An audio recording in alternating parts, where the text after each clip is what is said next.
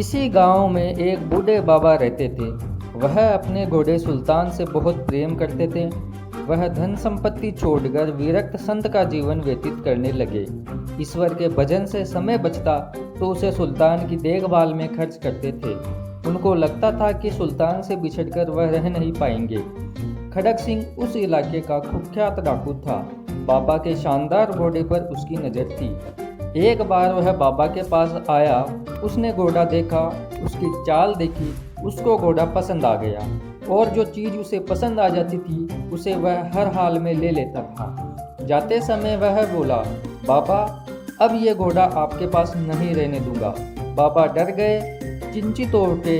वह रात भर सुल्तान की रखवाली करने के लिए जागने लगे। समय बीतता गया, बाबा का भय भी कम होने लगा। एक दिन बाबा घोड़े पर बैठकर कहीं जा रहे थे। उनको एक अपाहिज ने पुकारा और घोड़े पर बैठकर पास के गांव में पहुंचाने के लिए बोला।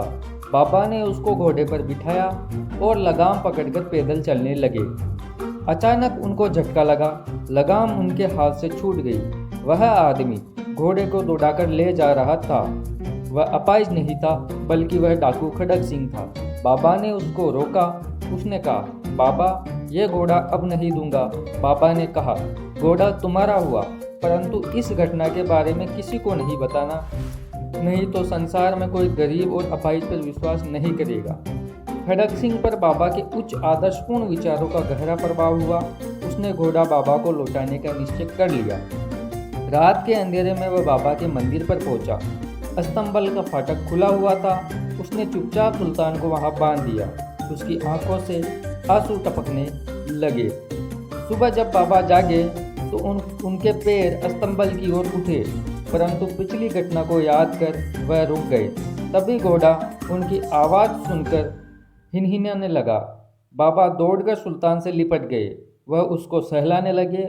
उनकी आंखों से भी आंसू गिरने लगे।